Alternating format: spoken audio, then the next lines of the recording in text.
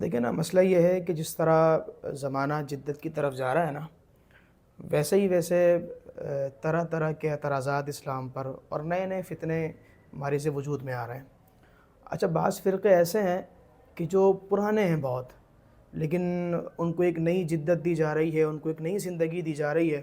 اب اللہ جانے کس کی طرف سے ہے، لیکن وہ بالکل نمودار ہو کر واضح طور پر سامنے آ رہے ہیں اور اسلام کے نام پر اسلام کے ہی خلاف احکامات کو بیان کر رہے ہیں۔ اب تک تو ہم روتے تھے قادیانیوں کے حوالے سے نا، کہ قادیانی ایک بڑا فتنہ ہے، اور جو ہے نا وہ قادیانی جو ہیں وہ نبی کریم علیہ الصلوۃ والسلام کی رسالت کی یا ختم نبوت کی تکذیب کرتے ہیں، نہیں مانتے معاذ اللہ۔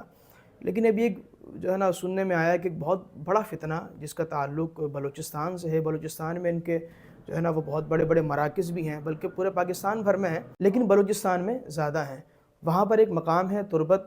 اس کے قریب ہی ایک جگہ ہے جسے کہا جاتا ہے کوہ مراد، وہ ایک پہاڑی کے نام سے منسوب ہے۔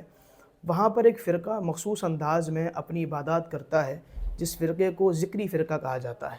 یہ وہ فرقہ ہے بنیادی طور پر جس کا کانسیپٹ یہ ہے کہ یہ کہتا ہے کہ بھئی مسلمان دو طرح کے ہیں، ایک نمازی مسلمان اور ایک ذکری مسلمان۔ تو یہ ہمیں یعنی ہم لوگوں کو نمازی مسلمان کہتے ہیں، اور یہ اپنے آپ کو ذکری مسلمان کہتے ہیں، اور اس کی بنیادی وجہ، اس کی وجہ تسمیہ یہی ہے کہ یہ نماز کی جگہ پر جہاں پر قرآن میں آیا اقیموا الصلاۃ، تو وہاں یہ کہتے ہیں کہ اقیموا الصلاۃ سے مراد وہاں پر نماز نہیں ہے معاذ اللہ، وہاں پر ذکر ہے۔ اور پھر یہ مخصوص انداز میں ان کا ایک ایریا ہے جس کو ہم نارملی اپنے اعتبار سے مسجد کہتے ہیں، اپنی عبادت گاہوں کو، یہ لوگ اپنی عبادت گاہوں کو ذکرانہ کہتے ہیں، اور یہ معاذ اللہ زکوٰۃ کے بھی منکر ہیں، رمضان کے روزوں کے بھی منکر ہیں۔ یہ کہتے ہیں جی رمضان کے علاوہ رمضان میں روزہ رکھنا کوئی فرض نہیں ہے، رمضان کے علاوہ مہینے میں 3 مہینے اور 8 دن جو ہے نا وہ آپ روزہ رکھ لیں تو آپ کا وہ فرض ادا ہو جائے گا۔ اسی طرح یہ عبادت بھی اور قبلے کی طرف، خانہ کعبہ کی طرف نہیں کرتے ہیں، ان کا قبلہ بھی خانہ کعبہ نہیں ہے۔ اسی طرح یہ حج بھی بیت اللہ میں جا کر نہیں کرتے ہیں، بلکہ ان کا حج کوہ مراد پر ہوتا ہے، وہاں پر پہاڑی ہے، اور وہاں پر برہنہ پا ننگے پاؤں جا کر وہ چکر لگاتے ہیں اور وہ اس سے اپنی عبادت ادا کر لیتے ہیں۔ پھر سب سے بڑی چیز یہ ہے کہ نبی کریم علیہ الصلوۃ والسلام کی ختم نبوت کے یہ منکر ہیں۔ یہ جو ان کا بانی تھا تقریباً آج سے 400 سال پہلے یہ پیدا ہوا تھا، یہ دنیا میں آیا تھا، اور اس نے اس مذہب کی بنیاد رکھی تھی، اور یہ ذکری لوگ معاذ اللہ اس کو ملا محمد اٹکی کو نبی مانتے ہیں۔ ابتداءً تو انہوں نے کہا یہ مسیح موعود ہے، حضرت عیسیٰ علیہ الصلوۃ والسلام کی مشابہ قرار دیا، پھر حضرت امام مہدی کے مشابہ قرار دیا، جس طرح قادیانیوں کا طریقہ واردات تھا۔ تو سیم انہوں نے اس کے متعلق ملا محمد اٹکی کے متعلق یہ عقیدہ بیان کیا کہ